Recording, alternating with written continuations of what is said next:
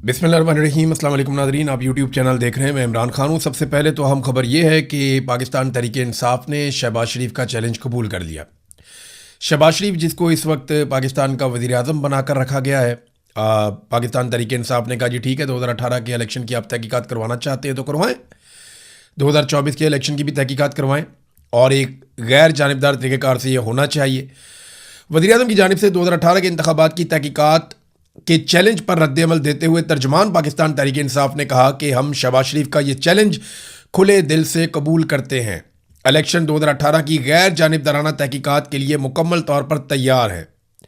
तहकीकात सिर्फ 2018 नहीं बल्कि 2024 के इंतखाबात की भी होनी चाहिए।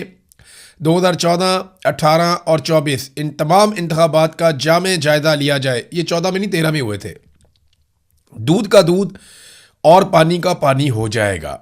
2014 में सिर्फ 4 हल्के खोलने का मुतालबा किया था। 4 हल्के खुलने पर संगीन बेज़ाब्तियाँ सामने आई थीं। उस वक्त की हुकूमत ने वसी तहकीकात से गुरेज किया था। 2018 के बाद इमरान खान ने हर हल्का खोलने की पेशकश खुद से की थी। अपोजिशन जिस हल्के की निशानदेही करती, पीटीआई हुकूमत उसे खोलने के लिए तैयार थी। 2024 के इंतखाबात में इंतखाबी शफाफियत पर संगीन सवालात उठे हैं। सियासी इंतकाम और उम्मीदवारों को जेलों में डालने के वाक़यात सामने आए। ये तो बड़ा जुल्म है। एक एक पाकिस्तानी जानता है जो कुछ किया गया 2024 के इंतखाबात में।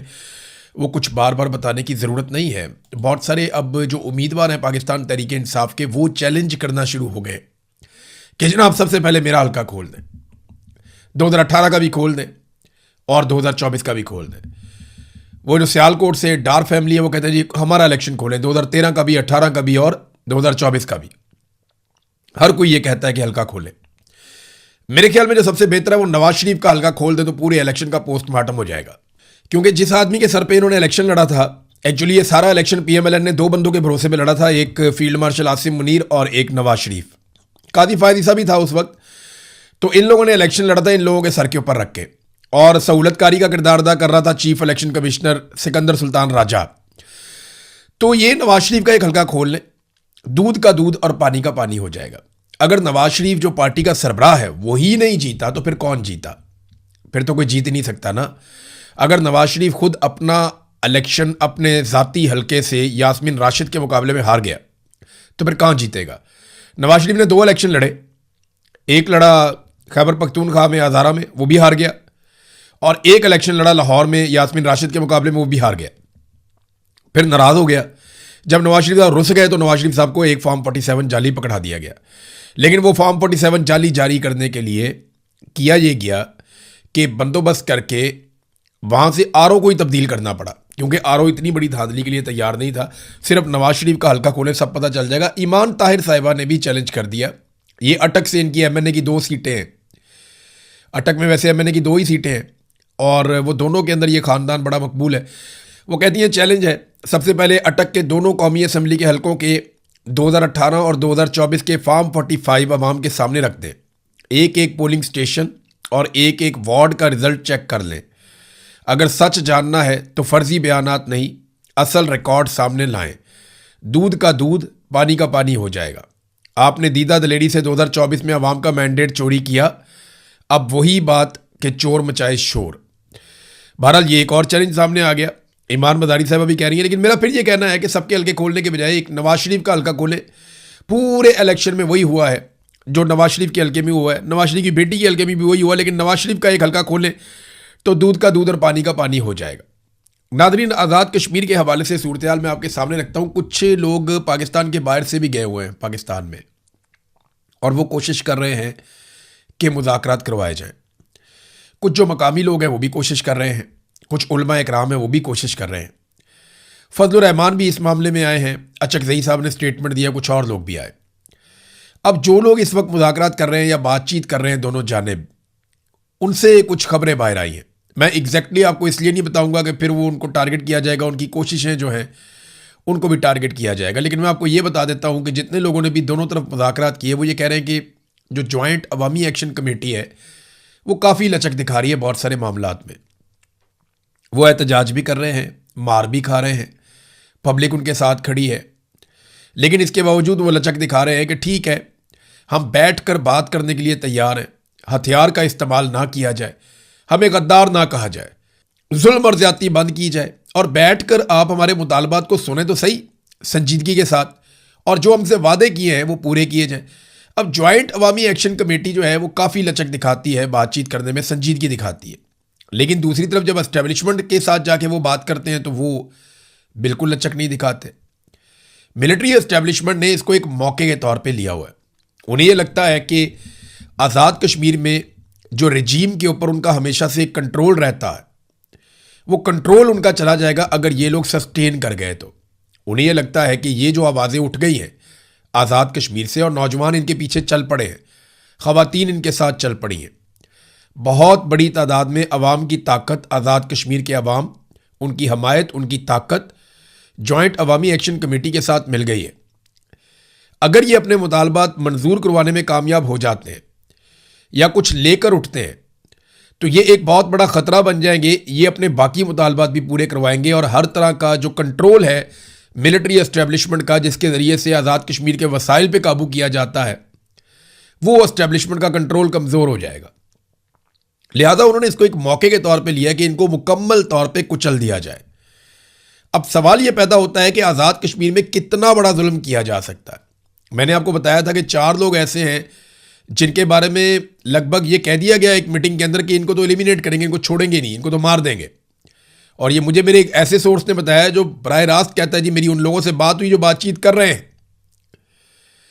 तो अब एस्टेब्लिशमेंट इसको ऐसे ले रही है कि क्योंकि आज़ाद कश्मीर में हमारा कंट्रोल हमेशा रहना चाहिए, लिहाजा ये कंट्रोल के रास्ते में एक रुकावट है जो मुस्तकबिल में और ताकतवर और बड़े होते चले जाएंगे। लिहाजा इनको कुचल के ख़त्म कर दिया जाए। अगर ये बच गए तो फिर एस्टेब्लिशमेंट का इक़्तिदार और उसका सूरज गुरूब हो जाएगा आज़ाद कश्मीर में, जैसा कि अमली तौर पे पाकिस्तान में हो चुका है। अब एस्टेब्लिशमेंट का कंट्रोल नहीं है, वो ताकत के बलबूते पे उन्होंने किया। देखिए जो एस्टेब्लिशमेंट होती है ना वो डरा के काम चलाती है, लेकिन पिछले चंद सालों से एस्टेब्लिशमेंट मार के काम चला रही है। ये टॉर्चर कर रहे हैं, गोलियां चला रहे हैं। इस लेवल तक एस्टेब्लिशमेंट नहीं आती होती और ये आखिरी हरबा होता है, आखिरी हल होता है। तो इसका मतलब यह है कि अब उनके पास ऑप्शंस बहुत कम है, वो गोली चलाने वाला ऑप्शन ही इस्तेमाल कर रहे हैं जो आखिरी ऑप्शन होता है। लिहाजा आज़ाद कश्मीर के लोगों को डटे रहना चाहिए मेरे ख्याल में अपने हकूक़ के लिए, और जो लोग मुज़ाकरात करवा रहे हैं उनको एस्टेब्लिशमेंट पे दबाव डालना चाहिए कि आप बातचीत करें। देखिए अगर बातचीत के जरिए से आज अगर ये लोग 4 कदम पीछे भी चले जाते हैं ना आज़ाद कश्मीर के लोग, तो याद रखिएगा ये जो थोड़ा बहुत हासिल करेंगे ना यहीं से इन्हें ताकत मिलेगी और फिर ये लोग और ज़्यादा ताकतवर होकर वापस आएंगे। लेकिन एक चीज़ ऐसी हो रही है नाज़रीन जो इंतहाई अफसोसनाक है, बहुत तकलीफ देती है। देखिए आज़ाद कश्मीर से पानी आता है, बहुत सारी चीज़ें वहाँ से आती हैं, इसी तरह नीचे से गंदम जाती है। अब मैं कुछ वीडियोस देख रहा था, वहाँ पे नौजवान वीडियोस बना बना कर लगा रहे हैं, मुझे मेरे मोबाइल फ़ोन पे भी भेजी, मैंने वो देखी वीडियोस। वो जो रास्ते आ रहे हैं आज़ाद कश्मीर की जानिब, उनके ऊपर बहुत सारे ट्रक खड़े हैं, बड़े बड़े ट्रक हैं, वो भरे हुए हैं गंदम के साथ। तो जो गंदम लोग लेकर आज़ाद कश्मीर में जाना चाहते हैं वो ट्रक रोके हुए रास्ते में, दर्जनों ट्रक हैं। अब ये गंदम जाएगी मुख्तलिफ फ्लोर मिल्स के अंदर, वहाँ पे आटा बनेगा, शहरियों को दिया जाएगा, तो खुराक की किल्लत कम होगी। अब वहाँ पे खुराक की किल्लत पैदा हो रही है। बहुत सारी खाने पीने की चीज़ें जो हैं वो शहरी या मैदानी इलाकों से उधर पहाड़ों की तरफ जाती हैं, चाहे वो गिलगित बल्तिस्तान है, चाहे वो आज़ाद कश्मीर है। इसी तरह वहाँ से बहुत सारी चीज़ें नीचे आती हैं, जिनमें सबसे अहम जो चीज़ है वो पानी है, बिजली है, वो वहाँ से आती है। अब ये इंतहाई बदकिस्मती है पाकिस्तान की कि जो पहाड़ों पे बैठे हुए लोग हैं, जब वो अपने मुतालबे के लिए निकले हैं, देखिए जो लोग सड़कों पे हैं वो अब 5% होंगे, बाकी सारे लोग तो सड़कों पे नहीं आते ना। हर घर में से एक आधा आदमी निकलता है, या हर मोहल्ले में से वो 2-4 बंदों को डिप्यूट करते हैं, ये 4-5 बंदे जाएंगे एहतजाज में, हमारी नुमाइंदगी हो जाएगी। सारे के सारे लोग तो नहीं आते। अब वो जो लोग जो अपने घरों के अंदर हैं, वो जो लोग वहाँ पे रहते हैं, जो बच्चे हैं, बड़े हैं, बुजुर्ग हैं, उनका क्या कसूर है कि उनको खाना पीना नहीं मिल रहा। तो गंदम के ट्रक रोके हुए, बहुत अफसोसनाक बात है। इससे पहले बीबीसी ने एक रिपोर्ट में बताया कि लोग शिकायत करते हैं कि अद्वियात और खुराक जो आप लेकर जा रहे हैं आज़ाद कश्मीर में पहाड़ों की जानिब, रास्ते में सिक्योरिटी फोर्सेस उन्हें ज़ाया करवाती हैं। वो कहते हैं जी खुराक और अद्वियात ये 2 चीज़ें आप ज़ाया कर दें, ये आप आज़ाद कश्मीर में नहीं ले जा सकते। ये कितने अफसोस की बात है, ये दुख की बात है। उनकी सप्लाई बंद नहीं करनी चाहिए थी। ये सप्लाई बंद करके इन्होंने वो किया कि इसका जवाब ये कभी नहीं दे पाएंगे। कल को ये कहेंगे हमने तो नहीं बंद की थी, वो तो लोगों ने बंद कर दी थी, वो तो सिक्योरिटी का रीज़न था, ट्रक लूटे जा सकते, ये बहुत 100 कहानियां सुनाएंगे, लेकिन वहां पे इस तरह कुछ भी नहीं है। हमने नहीं देखा। वो पुरअमन लोग हैं, पुरअमन तरीके से अपना एहतजाज का हक इस्तेमाल कर रहे हैं। एक पेशन गोई की नाज़रीन सुहेल अफरीदी ने, बड़ी अजीब पेशन गोई की है। अब कुछ कहा नहीं जा सकता, लेकिन वो ये कहते हैं कि मैं पेशन गोई करता हूं कि अगला बजट शहबाज हुकूमत पेश नहीं करेगी। यानी उन्हें लगता है कि शहबाज शरीफ की हुकूमत अगले साल नहीं होगी, वो हुकूमत ख़त्म हो जाएगी। अब पता नहीं सुहेल अफरीदी की हुकूमत अगले साल होगी या नहीं होगी। बहुत बड़ी बड़ी बातें जो हैं वो अली अमीन गंडापुर भी करते थे, लेकिन गंडापुर को जब भी मौका मिला उन्होंने मौका ज़ाया कर दिया। उन्होंने अपना एक इमेज बनाया हुआ था, एक बहुत ताकतवर और बहादुर आदमी वाला, लेकिन जब कभी गोली खाने का मौका आया या सामना करने का मौका आया तो अली अमीन गंडापुर साहब ने अनफॉर्चुनेटली जो अपने मुंह से कहा कि पहली गोली मैं खाऊंगा, वो वहाँ से चले गए लोगों को छोड़ के, और लोगों ने गोलियां खाई। अब सुहेल अफरीदी साहब ये पेशगोई तो कर रहे हैं, लेकिन क्या पता सुहेल अफरीदी साहब की अपनी हुकूमत तब तक मौजूद हो या ना हो, क्योंकि शहबाज शरीफ जो है ना, ये फील्ड मार्शल आसिम मुनीर की इंश्योरेंस पॉलिसी है। फील्ड मार्शल को इतना वफादार वजीर आजम नहीं मिलेगा, इतना अच्छा अर्दली उसे कभी नहीं मिलेगा फील्ड मार्शल को। और जो फील्ड मार्शल है वो शहबाज शरीफ की और इस पूरे सिस्टम की एक इंश्योरेंस पॉलिसी है कि इन्हें भी ऐसा आदमी नहीं मिलेगा कि जो एक सबसे मकबूल पॉलिटिकल लीडर को जेल के अंदर रख के पूरी पार्टी को मारता चला जाए, मारता चला जाए, मारता चला जाए। तो ये एक दूसरे की इंश्योरेंस पॉलिसी है।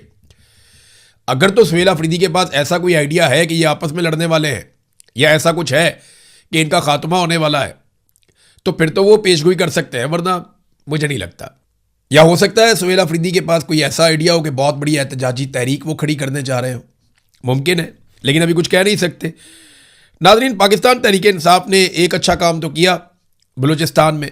बारंग बलोच साहिबा की मर्जी के खिलाफ जो वकील उनके वकील के तौर पे सामने आया था, जिसे सरकार और एस्टेब्लिशमेंट लेकर आई थी, उसका नाम है इकबाल शाह एडवोकेट। ये पाकिस्तान तहरीक इंसाफ का लॉयर्स विंग का सदर था बलूचिस्तान का पहले। तो तहरीक इंसाफ ने इसे डिसोन कर दिया है, बाकायदा इस पर स्टेटमेंट जारी किया।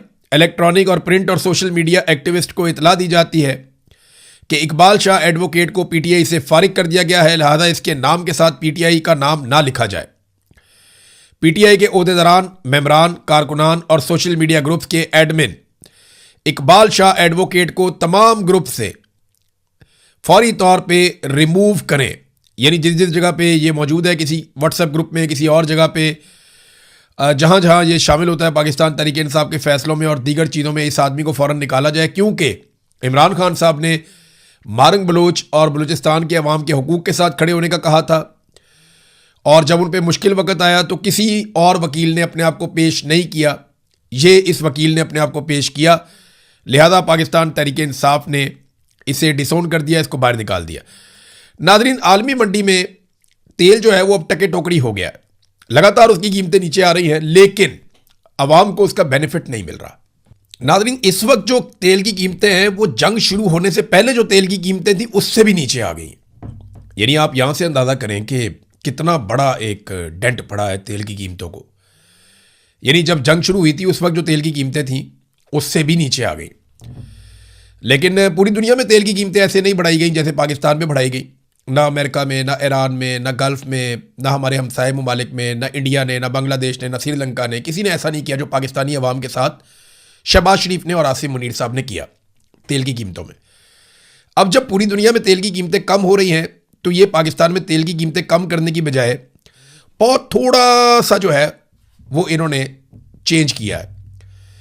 यानी जितने बड़े पैमाने पे इन्होंने तेल की कीमतें बढ़ा दी थी, इमरान खान के दौर में 150 रुपये लीटर था, आलमी मंडी में उस वक्त $100 से भी ऊपर प्राइस थी, तो आज ये $73 के करीब पहुंच गई है। यानी इतनी कम कीमत हो गई है आलमी मंडी में, तो ये इमरान खान के दौर को टच नहीं कर पा रहे, बल्कि अभी भी उससे दुगने पे खड़े हैं। ये आलमी जरीदे ब्लूमबर्ग की रिपोर्ट के मुताबिक तेल की कीमत लगातार गिरती चली जा रही है, और जितनी भी आपको रिपोर्ट्स आ रही हैं हर जगह पे तेल की कीमत नीचे जा रही है। तमाम ममालिक रिलीफ दे रहे हैं, लेकिन पाकिस्तान के अंदर किसी किस्म का कोई रिलीफ नहीं है, क्योंकि पाकिस्तान के हुक्मरान जो हैं, फील्ड मार्शल आसिम मुनीर या शहबाज शरीफ, वो ये समझते हैं कि लोगों की जेबों से पैसा निकलवाने का ये एक बेहतरीन जरिया है कि आप तेल के ऊपर लेवी लगाएं, आप इजाफी टैक्सेस लगाएं, आप आईपीपीज़ की जो कैपेसिटी पेमेंट्स हैं उनकी मद के अंदर बहुत ज़्यादा पैसा कौम से वसूल करें, बिजली का यूनिट 4 गुना महंगा कर दें, गैस का यूनिट 10 गुना महंगा कर दें। ये इन्होंने पाकिस्तानियों के साथ एग्जैक्टली किया है। इसीलिए तो सारी गैर मुल्की कंपनियां पाकिस्तान छोड़ छोड़ कर जा रही हैं। लोग अपना सरमाया पाकिस्तान से निकाल कर भाग रहे हैं और कोई और सरमाया लाने के लिए तैयार नहीं है, क्योंकि पाकिस्तान में इंसाफ ही नहीं है, निज़ाम कानून है ही नहीं, अदलिया आपको इंसाफ देती ही नहीं है। नादरीन, अब आखिर में एक खबर आई है अमेरिका से। अमरीकी सेनेट ने डोनाल्ड ट्रंप के हाथ बांध दिए। अमरीकी सेनेट ने एक बिल पास किया है जिसके तहत सदर ट्रंप कांग्रेस की इजाज़त के बगैर ईरान के खिलाफ जंग शुरू अब नहीं कर सकते, और सेनेट ने ऐसी किसी भी जंगी कार्रवाई को रोकने के हक में फैसला भी दे दिया। तो डोनाल्ड ट्रंप ने उस पर रद्दमल भी दिया। ट्रंप ने कहा कि उन्होंने ईरान को इस हद तक दबाव में ले लिया था कि वो घुटने टेक दे और किसी भी शर्त पर राजी होने के लिए तैयार हो चुका था वो, और बरसों बाद ईरान अमरीकी सदर का रोब मान रहा था, लेकिन सेनेट ने गलत वक्त पर जंगी इख्तियारात को महदूद करने की वोटिंग करा के दुश्मन को यह तासुर दिया कि अमरीकी हुकूमत सदर के फैसलों के साथ नहीं है। ट्रंप ने अपनी ही पार्टी के 4 सेनेटर्स को तनकीद का निशाना बनाते हुए कहा कि उन्होंने डेमोक्रेट्स का साथ देकर ईरान का हौसला बढ़ाया, जिससे इनका काम मुश्किल हुआ है, लेकिन वो इसे हर हाल में अंजाम तक पहुंचाया गया। मामला यह है कि ट्रंप को अप्रूवल लेनी पड़ेगी हर हमले के आगाज में, और वो अप्रूवल उसे मिलेगी या नहीं मिलेगी, फिर वो हमला कर पाएगा। तो ट्रंप के हाथ कुछ हद तक बांध दिए हैं अमरीकी सेनेट ने। देखें वहाँ पे कैसा है कानून, रूल ऑफ लॉ कैसा है कि वहाँ पार्लियामेंट की बात सुनी जाती है, अवामी मुंतखब नुमाइंदे जो है वो फैसले करते हैं। हमारे यहाँ तो ऐसा नहीं, हमारे यहाँ पे तो जनरल आसिम मुनीर जो कह देंगे वही मुल्क का कानून है, वही आइन है। नादरीन, मेनाब स्कूल में जो मासूम बच्चियों की शहादतें हैं, 168 बच्चियाँ पहले दिन शहीद कर दी गई थी, वो डोनाल्ड ट्रंप और अमेरिका के लिए एक डरावना ख्वाब बनी हुई है। और ट्रंप से जब सवाल किया गया इसके बारे में कि क्या आपने ये रिपोर्ट देखी है इस मिनाब स्कूल के इंसिडेंट के बारे में, तो उसने कहा जी कि मुझे इसके मुकम्मल होने का इंतज़ार करना होगा, मैं नहीं जानता कि वो कभी इस मसले को हल कर पाएंगे या नहीं कर पाएंगे। तो डोनाल्ड ट्रंप जो है ना वो इससे भागता रहा, उससे सवालात किए गए लेकिन वो इससे भागता रहा, और डोनाल्ड ट्रंप ये कहना चाहता है कि वो मिसाइल हमारा नहीं था जो जाकर मिनाब स्कूल के अंदर गिरा। उसने कहा जी हवा में बहुत सारे मिसाइल थे, ये था वो था, लेकिन ईरान ने यह साबित किया था कि ये जो मिसाइल है ये अमेरिकन मिसाइल हैं, और शुरू में अमेरिका की जानिब से इसका बाकायदा एतराफ़ किया गया था कि मिसाइल अमेरिका की जानिब से चला था जो आकर मिनाब स्कूल पे गिरा। अब ये एक बहुत बड़ा जंगी जुर्म है। यहाँ पे डोनाल्ड ट्रंप को जो है वो जवाब आज नहीं तो कल देना तो पड़ेगा। अब तक के लिए इतने, अपना ख्याल रखिएगा, अपने इस चैनल का भी। अल्लाह हाफ़िज़।